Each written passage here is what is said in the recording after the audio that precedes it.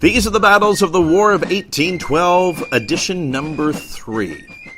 And up until now, we've been talking about the area of what's now Ontario from about, I'd say from Windsor to Niagara. So it's far away from the Toronto area, or the area we call Toronto now anyway, and certainly isn't having anything to do with the other parts of Ontario up towards what is now Quebec, right?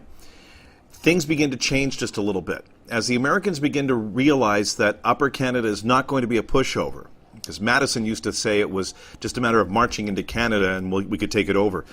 They begin to realize that the British and the Canadian militia were well up to the fight.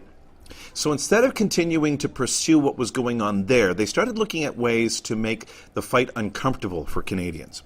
And it started very early in 1813. Now, many of the battles of the War of 1812 were put off during the winters. There were some small skirmishes and little operations here and there, but nothing on the size of the battles that we had seen in 1812. Although in February 22nd, 1813, Prescott and the capture of Ogdensburg and the battle there took place. So I want you to imagine, early in the war, the Americans had built a garrison in Ogdensburg, New York, across the St. Lawrence River from Prescott, which is not too far from Cornwall, Ontario. All right? Now, this was a great position. It was right at the top of a set of rapids that got in the way of any traffic going between Prescott and Montreal. So, in other words, if you were sending anything, any goods or whatever, if you were sending it from what is now, say, York to Montreal or going the other way, you literally had to pick them up, get them out of the water, haul them over ground, past the rapids, then put them back into the water so sailing ships could continue their journey to Kingston or to Toronto or to Niagara. So if you could figure a way to stop traffic from getting across the rapids at Prescott, you were really cutting into the transportation network of the country that was trying to move this stuff around. It was a very vulnerable spot. So what the Americans did was they spotted cannons on one side of the river because they could easily be fired there and hit the opposite shore. Well, this was causing a lot of trouble. So in January 1813, on top of having these cannons firing at ships and that kind of thing, American riflemen from Ogdensburg made a whole bunch of raids into Canadian territory. They attacked the towns of Gananoque and Elizabethtown, which is now Brockville.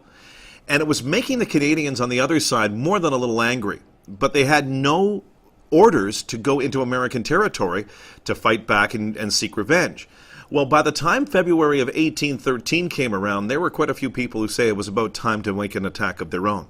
And on February 22nd, Red George MacDonald, who was a major with the Glengarry Light Infantry, Fencibles. This guy was a bit of a hothead. He was always known for getting himself into trouble. Was left temporarily in command of the Prescott garrison. The commander was out of town for the day. So what he decided to do was take the initiative and go against his orders, and he attacked Ogdensburg. And leading a force of his Glengarrys and regulars from the King's 8th Regiment, plus soldiers from the Royal Newfoundland Fencible Infantry and some militia volunteers, he walked across the ice of the St. Lawrence River, because it was completely frozen over at that point, and captured Ogdensburg.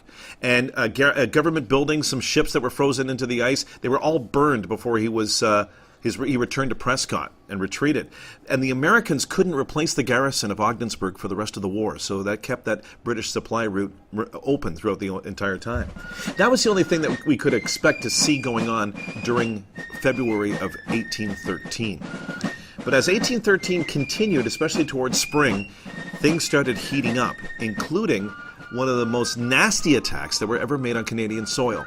We'll talk about the capture of York the next time we get together. April 27th, 1813. Created using Powtoon.